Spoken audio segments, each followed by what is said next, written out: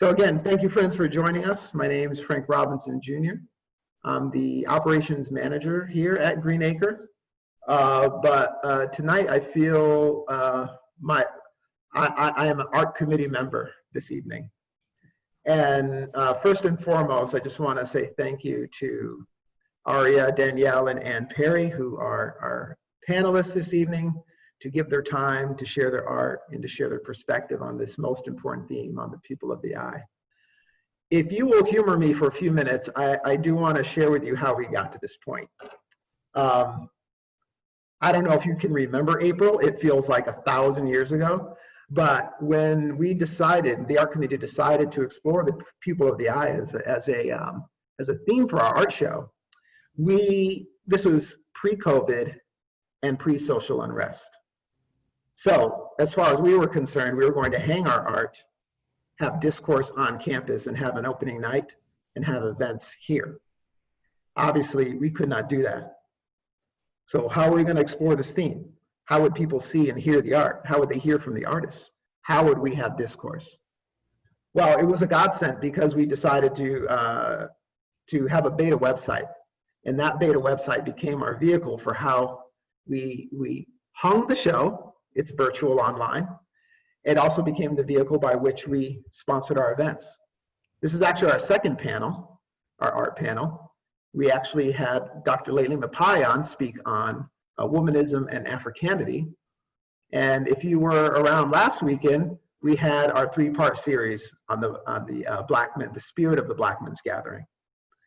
So all of these things are a series, and we're so excited for this one tonight. The themes of the Pupil of the Eye art show are here on this first slide. I'll read them. Thou art dark in countenance and bright in character.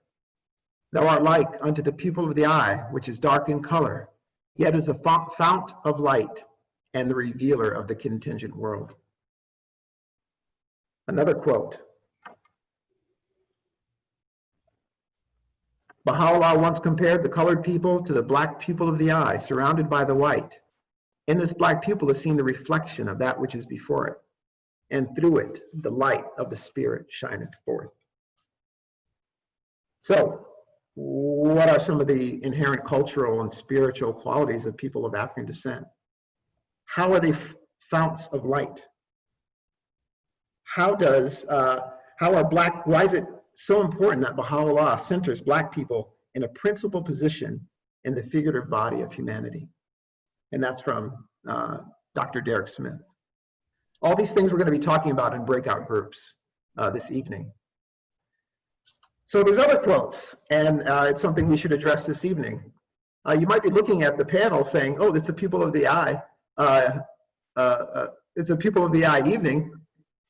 We have all white panelists this evening. Well, again, this is part of a series.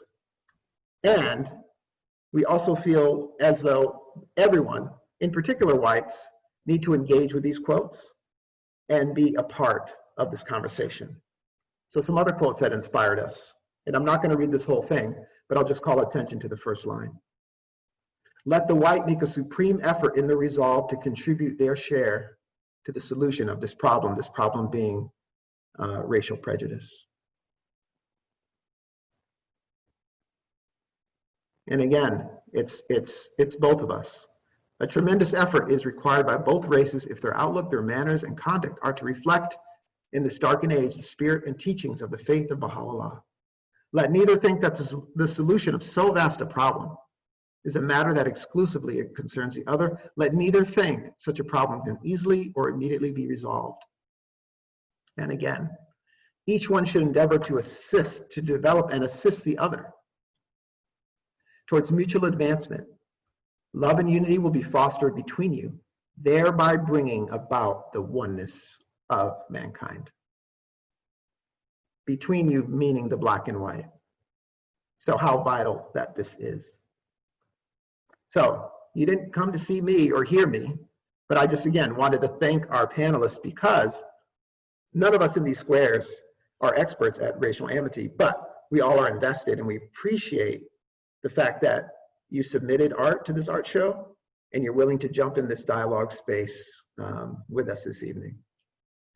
So the format of the evening is each panelist will have about 10 minutes to talk about their art and interact with some of these questions that we put to them. But again, they're artists, they're going to do what they want, and that's fine. So let me start by introducing Arya Badiyan, who will be sharing her pieces. I could have read her online her online write-up of herself, but I'm going to say this because Arya and I are friends. I'm friends with all the panelists, but Arya is like, to know her is to be in awe of her. And she's one of those people who I think our friendship was divinely inspired, because I went to Fellowship House when she was here for a meeting, and I just went to spruce up and make sure everything was okay. And I walked in and everyone was gone but her. Now, I might have met her in some other time, but we just had this very spiritually based, palpable, intimate, let all your guard down conversation about where we ended up in our lives, why I was at Green Acre and where she was in her life. And so I'll never forget that. And the majesty of her art speaks for itself. So with that, I'm going to turn it over to Arya, please. Wow, I don't even know how to speak after that introduction. But what a gift. And I will say that it was Frank, you probably don't know this, but your encouragement of my exploration of themes that have to do with a community that I do not belong to, the Black community, and your encouragement in looking at some of my art, in fact, the first piece that I'll share, and my trepidation really in entering this arena, because I felt like, as someone who's not Black, it was an area that I really didn't have the right to tread into, because it's not my story. I didn't want to be performative. I was worried what people would think, and it was really the oneness in which you saw me and saw my art that gave me the courage to do this first piece, and then a whole series of pieces emerged after that, which really I think has been my own foray into my own voice as an artist. I feel like I have recently found my voice, which is a very interesting personal example of how the Black experience is the fount of light that lets in light so that we can see. And it was when I looked through that lens that I could see myself. And so I'm very grateful to be part of this show. And I'm grateful to Green Acre for creating a space where their discourse and art are married, because I really believe that is the purpose of art. Art is vital for the transformation of society. It helps us to shift narratives, to see things differently. You can't unsee a piece of art, and unlike stories and media that can spin things one way or another, an image stands on its own, and so I'm very grateful for that. I'm gonna try to share. Let's see if this works. Is that working? Can you see? Okay, so these are my three pieces, and they sort of emerged one after the other. The first one that I'll talk about is Origins. That's the one on the left. And then I painted We the People. It's called Liberty Enlightening the World.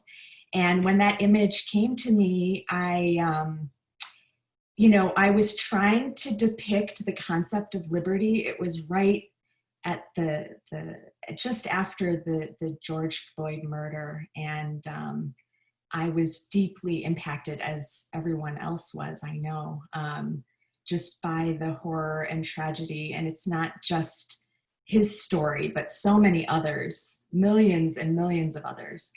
And I had this image of a beautiful Black woman who was the representation of Lady Liberty. I started painting it. And as I was painting it, I learned that there was actually a story beyond that. So Spirit had kind of whispered in my ear, and there's a whole story behind the Statue of Liberty, which I will get to, that actually does have to do with the emancipation of the slaves. So let me start by talking about this piece, Origins. And it's an exploration of the concept of the primordial Trinity.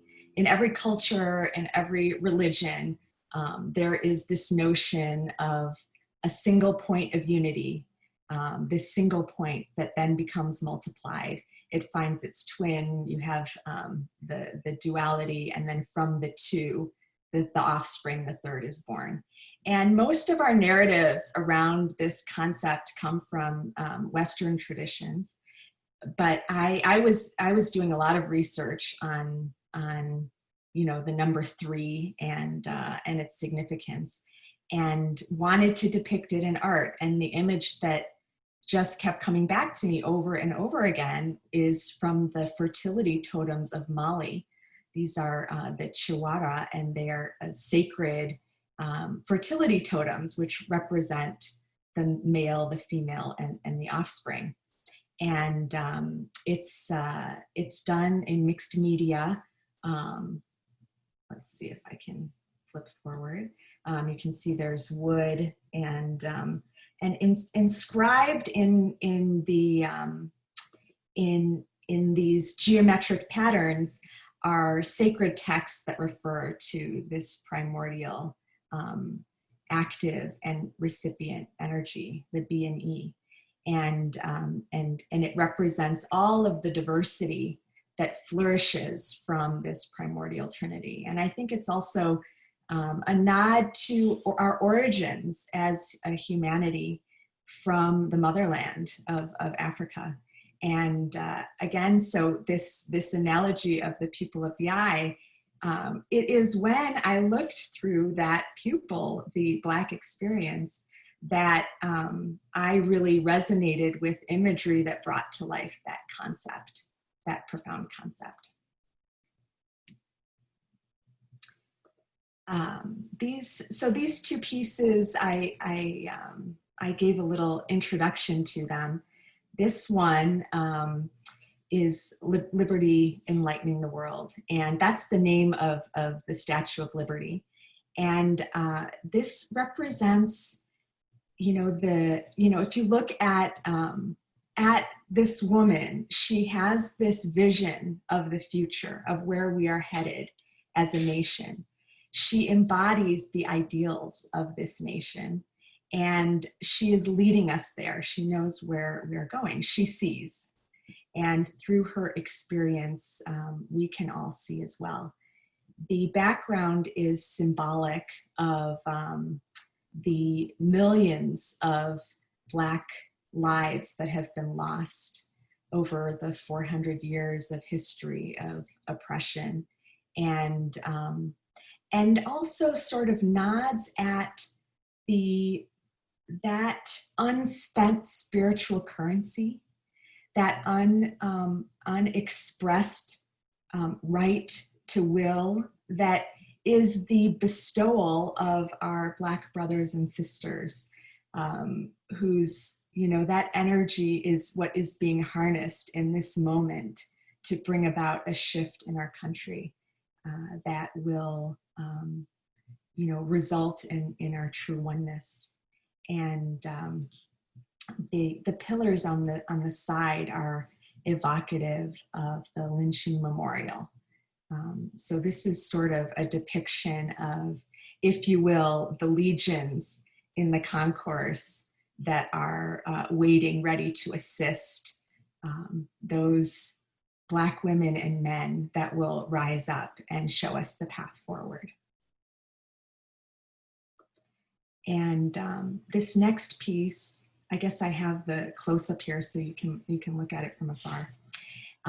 This is called Juneteenth, and I mentioned to you that as I was painting Liberty enlightening the world, I heard this story. Actually, our very own Joy DeGruy was one of the reasons this true history made its way into the public consciousness. And just last year, the Liberty Museum acknowledged the truth of this story, and Joy was instrumental in pointing out to the curators there that they were sort of burying the origins of the Statue of Liberty.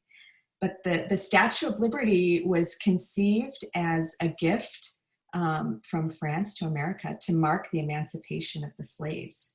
And she actually was meant to be carrying chains, broken chains.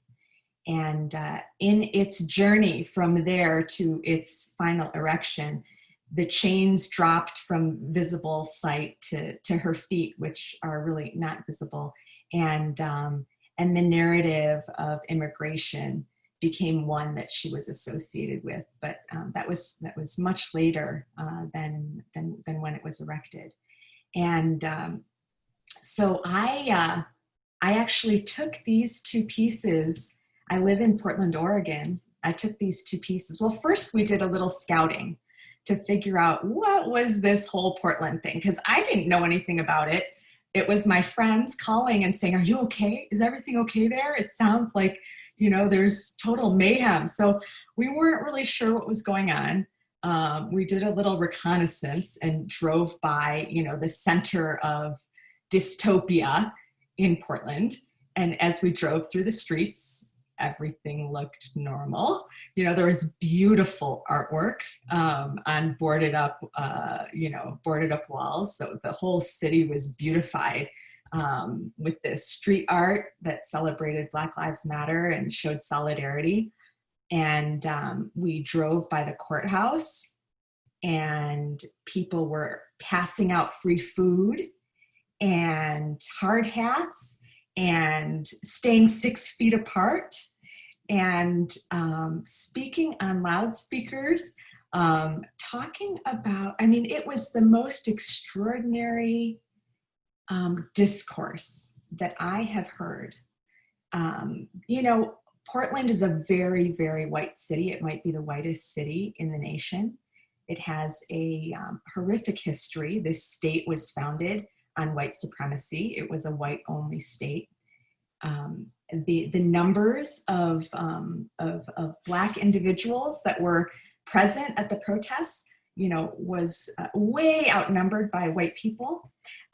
Yet there was something that had happened. So I went out there at around day 60, and my perception was this kind of like the next chapter in this city has been reached, where there's a level of trust and protection. You have all these white bodies standing in the way of, and protecting and allowing the Black voices to be heard. And there was a very moving witnessing that took place.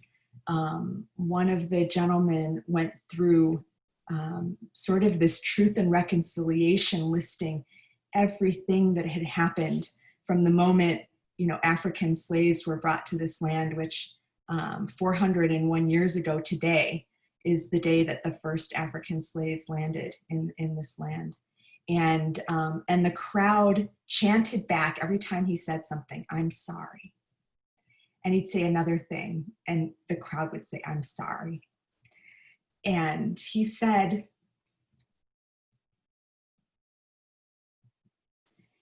"When you say Black Lives Matter, I know you're trying to say I'm sorry. And you know what?" And he joined arms with the other Black people on stage, and he said, "We forgive you." And it was just such a healing moment. And then I realized, oh, this is why the powers that be are terrified, because this can't be stopped. That once people love each other and they're willing to die for each other, take the bullet, you know, it can't be stopped. Thank you. Thank you for allowing me to share this space with you. Thank you so much, Arya, for that powerful and moving presentation and to see your art. I do remember you being at Green Acre and you showing me, I think, origins on your phone and saying, what do you think? Should I submit this? Should I keep going? And I know I'm not your only encourager, but I remember saying, oh my God, absolutely, please, please, please. Well, thank you so much. For those who have joined us in the midst of Arya's presentation, please, you can use the chat to comment. It could be its own like social media feed. Yeah. And if you want to use speaker view to highlight the speaker, please do that as well. So the next artist I'm going to be introducing is Danielle. She resides right here at Green Acre, not at Green Acre, but in the town of Green Acre in Elliott, Maine. If you look at the statistics, Elliott, Maine has 0.066 people of color. So I am one of those 0.066 that reside in Elliott, Maine. I only say that because you have to have some intentionality around here to engage in these topics. And I haven't known Danielle for very long, but I know that she engages in these topics. And I hope she shares the story of how she came to paint what she painted. And with that, I will turn over to Danielle. Thank you very much, Frank. I actually haven't known Green Acre for that long either, or the Baha'i religion for very long, but I was very excited to have found it because in this town with what was it, 0, yeah, a very small number of people of color, I was very excited to find a lot more people of color in one spot that were wonderful and have become my friends. So I just want to say thank you to everyone for allowing me to share this space. I don't paint much. I haven't done it in probably about 10 years. And it's just kind of a hobby of mine. So when a friend of mine told me about this art show, it was rather intimidating to find out the topic, probably for the same reason that Arya mentioned. I had no idea what to paint because I wanted it to be real. So anything that was coming to my mind was just so vague. And so I was actually talking to that friend and another friend, and we were talking about beauty. And I had mentioned that I have this strange ability, not 100%, but I have this ability to see beauty in places where people can't, most people can't, most of the time. And though I'm still human, I feel like it's made me a much stronger and happier person in this life, which can be very tough and very sad. You know, COVID and everything that's going on, case in point. But this conversation I had prompted my friend to ask me afterwards what it was that, what my secret is. And I was just telling her about how, you know, it's just when you're walking around and it's maybe an ugly day or whatever, and you just see color in maybe like a couple of flowers or whatever. And all of a sudden the story that from a long time ago when I was in college just came to my mind. And it was a story that stuck with me actually for a while, but then with life and having kids and getting self-absorbed in a whole different way, I ended up forgetting about it.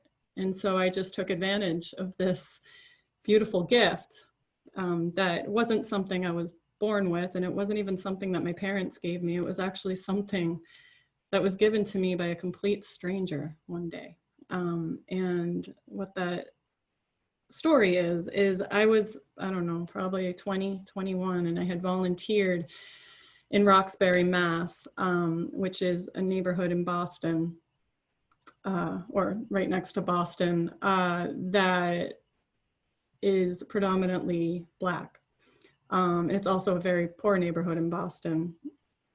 And I was walking there one day, and it was this gray, sad April day. And the sidewalks were coming up. They weren't, they weren't smooth and nice like in the other parts in Boston.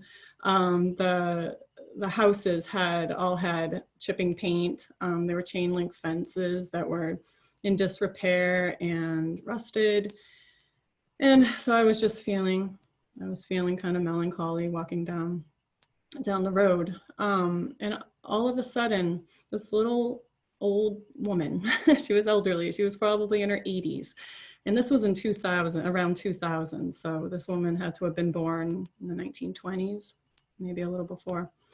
And she's walking down with her walker, and she's just hobbling around up the sidewalk. And she comes up to me to pass me, but she stops intentionally. And she looks at me with this huge smile and holds these flowers in her hand that are jutting out from the rusted chain link fence that is in disrepair.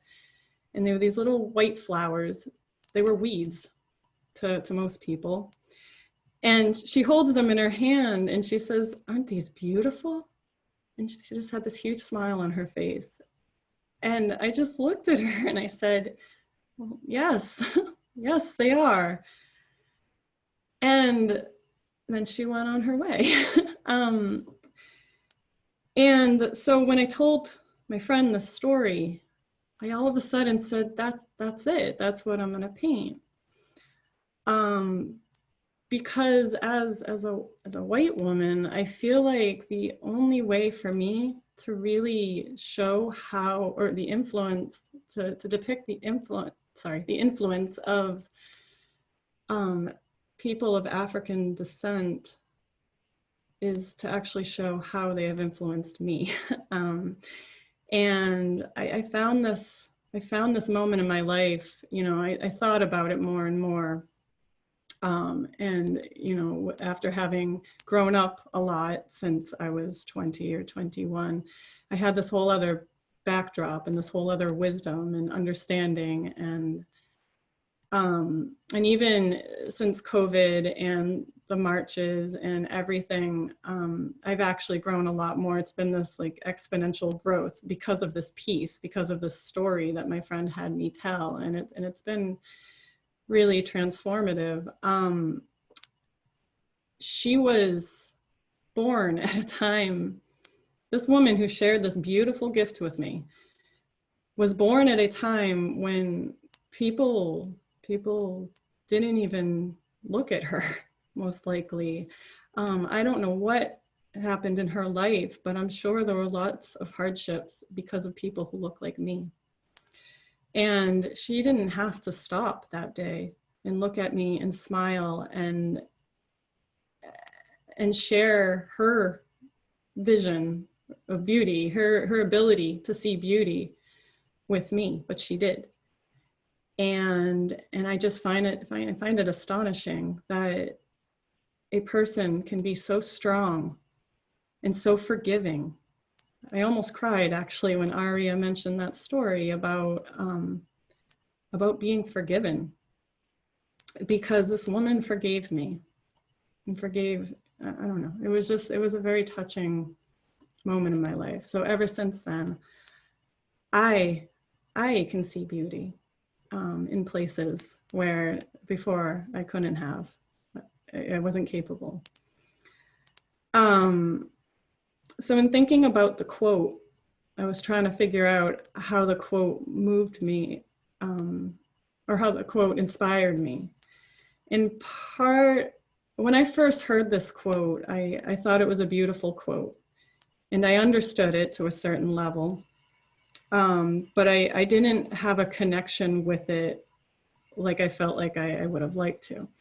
And when I started doing started, you know, trying to figure out what to do with this painting, or what to paint. And then when I figured it out, it all started to unravel and become more clear. So in a sense, I really feel like this journey with the painting actually helped me to understand at a very deep level what its meaning is. I just wanted to read again one part of it that said, "Thou art like unto the pupil of the eye, which is dark in color. Yet it is the fount of light and the revealer of the contingent world." God is one of the names for God, or the descriptors of God is beauty with a capital B. And the ability to see beauty, you know, we've all had, I'm sure, lots of discussions, and we've all thought a lot about what it means to see God at all, but what it means to see God in other people, or just to see God always, and to live in a state of prayer. I feel like this woman, who I did not know, taught me how to see God and how to, I don't know, kind of introduced me to God. And she revealed to me the contingent world, because the contingent world is, well, we all don't know, right? But I really believe the contingent world is beauty, and it is the ability to see beauty. But when I think of my piece, and all of this was not intentional from the beginning, I feel like now that my piece is done, when I think of my piece, and what I want it to do and the conversations I want it to spark. First off, I hope, I'm not a professional artist, so, you know, I hope that people can see that the hands are feminine. In this journey, and through lots of conversations with people that I know, and especially Black women, I've really come to see how important it is that we all can love and appreciate the Black woman in our lives, who have the ability to give us such a gift. I don't know, there's something about the feminine, and I wanted that to be, I want that to be obvious, and hopefully it is. And I also wanted the eye. My eyes are green, and I almost made the eye green, but I decided not to, because I wanted it to be almost glaringly obvious that that eye that is being cradled and elevated in those Black hands, feminine hands, is actually an eye that most likely belongs to a white person, because I want it to be very obvious that that it is a Black woman that has elevated the owner of these eyes, and in essence has the potential to elevate the spirit of white people in general. So I think, yeah, thank you very much. Thank you so much, Danielle. It was incredible. Danielle was hosting a drumming devotional meetings, and pre-COVID, we were going over there, and I was seeing like her painting come to life. And when she told me that story, I was just completely blown away. And thank you for sharing that again in your journey, in that perspective of women of color uplifting all of us. So thank you. Our next, our final artist panelist is Ann Perry. I don't know Ann Perry personally that much, but what I do know is that there are people out there that love Green Acre like you wouldn't believe. We have someone who tends to the gardens here. Her name's Ann, and rain, shine, you can't keep her away, and she'll work day to night just pruning and tending to all the flowers. Ann is someone like that with Green Acre and the Arts, and her love of Sarah Farmer, who was actually the original founder of this, at one point, hotel. And so when Anne came to Greenacre, I assumed she'd be a tour de force, and she was. And I was able to work with her artistically. She put me in one of her plays. So clearly she's someone who is comfortable with someone with mediocre acting skills, but she was able to raise me as best she could. So I'm going to turn it over to Anne, and Anne has you have your own presentation. So please, Anne, thank you. Welcome. Thank you for that introduction, Frank. And thank you, Greenacre, for inviting us to share and for promoting race unity. It's wonderful. And Arya and Danielle, I appreciate your stories and your art. Thank you. So I have two pieces. Let's see if I can bring this up. Okay, this one was made in correlation with Ariana Kimball and myself working together. She left today for college where she's majoring in art. But she and I had worked on various projects in the past, a public mural in Duncanville, our small town, and a rock painting group, and then an online group, which I'll mention later. But her heritage is half Mexican, and so I think you can appreciate her art here. When we heard about the exhibit, we sat down and made a collage together, and we added to it over some days. It contains the words, "The pupil of the eye is dark in color, yet it is the fount of light." So we envisioned light streaming from the dark pupil. And this piece is about this large, but we both think that art can do much to bring about social change. My other piece is a piece of fused glass. So I normally create things like this that are abstract, or these, but in this case, I wanted to convey a sense of human nobility and joy through the figure of an African woman with her arms upraised. So I love the beauty of African peoples and designs and fashions. And I was able to capture a bit of this in the glass, although glass is a hard medium to use for any degree of realism. As I was working on it, I was thinking about the quotation by Bahá'u'lláh, "Noble have I created thee, yet thou hast abased thyself. Rise then unto that for which thou wast created." And of course, with slavery and prejudice, people are abased by others, and that's one of the tragedies of human existence, of course. But when we see each other and ourselves as noble creations, the world will change. So I'm not sure what I would say to my art, except to hope that it speaks to others and it promotes oneness. So just to share a little bit about my background, my parents were civil rights workers in the South. My mom was actually on the school board and part of the integration plan in Little Rock when the schools were shut down for a year in 1957 by the National Guard. I was 5 years old, and we would get phone calls, "In lover, click." And well, after many marches and demonstrations later, my father actually marched in Selma. And so I grew up being sensitive to the need for race unity. And as a Baha'i, I've been part of discussion groups that have focused on how to be better advocates for people of color. One of those was called the Pupil of the Eye. So sorry, it's not advancing. Uh-oh. There. I'm a dabbler in various forms of art, dance, theater, film, storytelling, literature, and we've done a number of Rizwan pageants, for instance, and I've done tableaux vivants at the art college where I teach. But I would say that I'm mostly a writer. And recently I've been writing a lot about race and about COVID-19. So I'd like to share one of my new poems. Seeking Justice. Say his name, say her name. The chant reveals a plea. Let it be known that this life, cut down in a pogrom prompted by prejudice, is not just one in a chart of statistics. This life, a person with ancestry whose future's cut short, a soul who missed fulfilling a destiny, a sapling cut down too early, a door closed abruptly, a family bereft, a country in chaos, a world in travail, seeking justice, finite and infinite.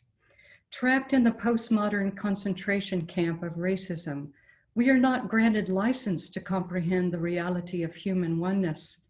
Our perception remains flawed until the big reveal. We are one. We all suffer when one suffers. And when we are forgiven and forgive, what will transpire. So in the wake of George Floyd's death and all that's happened, I think that we all think more about how crucial it is to create a just world. But more importantly, we need to bring into action to cause a sea change of transformation. So I think various kinds of art and images are powerful tools. Recently, I invited 6 creative women to join me for an online group called Invoking the Muse. We meet every 2 weeks. And I provide, let's see, I think I missed one slide. Inspiration at the beginning, usually from the Baha'i writings, sometimes a piece of music, and often about race unity. And then I give a Muse Award. This one was for Nina for her poem.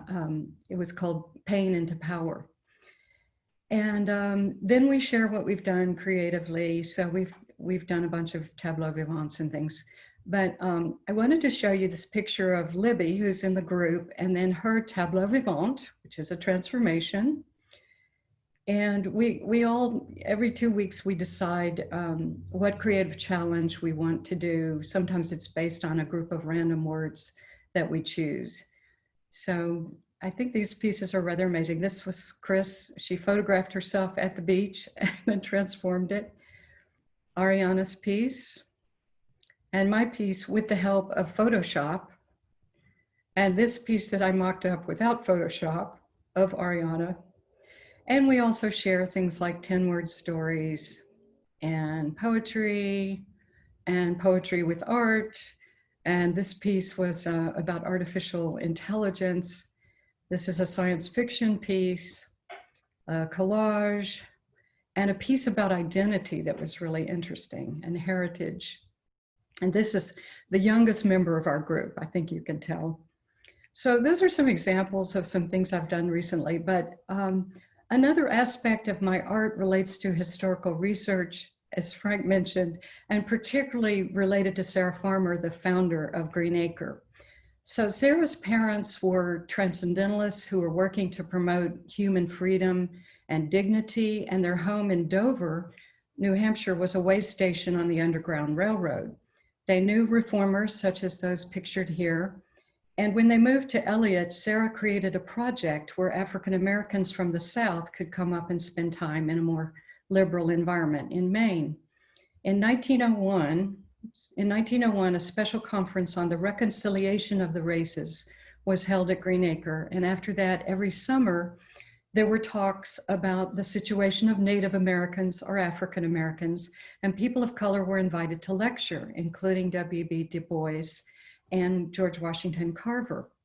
And of course, there was a historic visit of Abdu'l-Bahá to Green Acre and his promotion of the oneness of humankind. And moments with Sarah Farmer, including that wonderful kiss on the cheek that he gave her. Of course, there have been many subsequent aspects of significance at Green Acre related to race unity.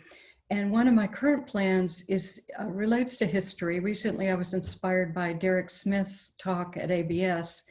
And you can see him pictured in the Black Men's Gathering photo as a younger man. But he spoke about the position of early African-American Baha'is. And I realized that when we forge bonds of empathy, even across time and space, we can more effectively live race unity. So in this regard, I've been curious about the various passages of the Baha'i writings related to the pupil of the eye metaphor, which originated with Bahá'u'lláh, but is often cited by Abdu'l-Bahá. So through our national archives and this article by Chris Buck, I've found 11 pupil of the eye references, 2 general references, 5 in letters to African-American believers, 3 in letters to white believers, and 1 in Abdu'l-Bahá's eulogy for Robert Turner. So the reference used in relation to this exhibit is the one written to Robert Turner, and he was the faithful butler to Phoebe Hearst. But the one I'd like to read today is in a letter to Sarah Farmer. Abdu'l-Bahá writes, "As to Robert, Alice, and Lewis, verily the faces of these are as the pupil of the eye. Although the pupil is created black, yet it is the source of light. I hope God will make these black ones the glory of the white ones, and as the depositing of the lights of the love of God. And I ask God to assist them in all circumstances, that they may be encompassed with the favors of their loving Lord throughout centuries and ages. So why did Abdu'l-Bahá reiterate this metaphor in so many passages and to so many people? Clearly, he wanted to provide affirmation and support to the Friends of Color and to white Baha'is who are working toward race unity. But also he wanted us to really get it, to see differently, to embrace each other as members of one species, and to follow in his footsteps. The Universal House of Justice tells us, to all who arise to emulate him, he offers this unfailing assurance. That which is confirmed is the oneness of the world of humanity. Every soul who serveth this oneness will undoubtedly be assisted and confirmed. So now I just want to end with a story of confirmation. This happened some years ago. I was living in Philadelphia, and I just finished reading the book To Move the World about Louis Gregory by Gail Morrison. When I finished reading, I started the book and started reading it all over again. I'd never done that with a book, but after the second reading, I got down on my knees and I asked God to make me more like Louis Gregory. And just at that moment, and I'm not kidding, the telephone rang. It was Dick Grover from Greenacre asking me if I would write a play about Louis Gregory and direct it that summer at Greenacre. And of course I said yes. And then my first thought was, how can I afford to go up there? And his next sentence was, and we will pay your expenses. Confirmations and assistance. And we were able to bring Louis Gregory's life to the stage. So I guess we all have a mandate before us, and each one of us can arise to do our part. And sometimes it will come through the path of creativity and the arts. Thank you. Thank you so much, Anne. Let's change that sometimes to all the time. And both you and Arya said something that I'm glad you said, because the art committee would have been on me if I had not said it, which is that the role of art in social discourse, the role of art in social change. And you are, in looking in what you shared, you're immersed in the social change via art. And if you follow Arya on Instagram, when I saw her work out in the midst of the Portland, the news was calling them protests. It sounded like from her they were beautiful discourse spaces. I was just blown away. So thank you. Well, friends, we want to engage with you, and the rest of the flow of the evening, we'd like to do breakout groups. And I'm going to share my screen again. And I just want to speak for a moment on the way Greenacre has been trying to approach this dialogue. And this is from Dr. Layli Mapayed, who spoke in our series on womanism and Africanity. And she said, we need to have the politics of invitation. And I won't bother with the opposition side. But we, all of us as a family, we invite you to join us. Let's move together. Start wherever you are, build it, and they will come. In the invitation model, you identify the common direction. Everybody identifies where they are. Everybody move forward together in a common direction. Continue to support and accept that people are coming from different places and moving at different speeds as we take this journey together and celebrate everyone's progress. So in our breakout groups, you'll have an artist, and you'll also have one of the Greenacre Art Committee staff, and we'll be exploring these themes and these quotes. And again, it can be open conversation. We'll talk for about 20 minutes, and then we'll reconvene, and we can do one of two things. We can share what we spoke about in our groups, and we can also ask questions of our artists for another 10, 15 minutes. And we will conclude by 8:30. There was no end time in the invite, but that's when we will close. And these questions will be put in your breakout group chats. So friends, we look forward to having a more intimate discussion on these topics. And if our magician, who will send us in breakout groups, can go ahead and do that.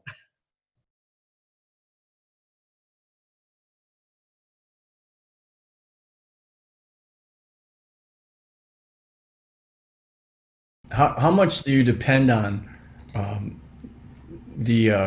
basically, I'll call it the Holy Spirit, God, whatever you want to call it, when you do your art? Do you ask for that assistance?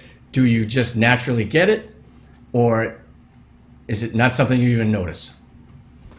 What a question. I've been chasing that for my whole life. But I can say, you know, when it comes, there's nothing you can do about it. I think you find it's your purpose, your path. I don't know how long, for those of you that have daily experience with this, I'd love to know. But for me, I feel like it's really only been in this past year that I have felt the active hand of inspiration. And I think it requires a lot of, for me, it has required a practice. Like there were many things that I had to put in place before I feel that I could receive whatever, you know, we're told all we have to do is lift the hem of our garment to receive, right? But what's involved in lifting that hem?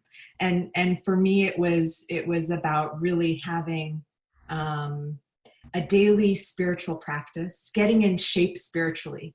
I spent probably 2 years spending 90% of my studio time getting in shape spiritually, studying the writings for 2 hours a day. You know, I mean, I couldn't do this my whole life, but I finally got a period of time and space where I could really devote myself to my art.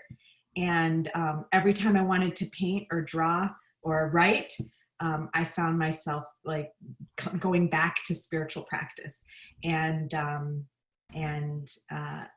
that I feel like was like a muscle that then for me provides a connection. But I now really won't do anything unless I feel like I'm being given instructions on what I'm doing creatively. That's just my personal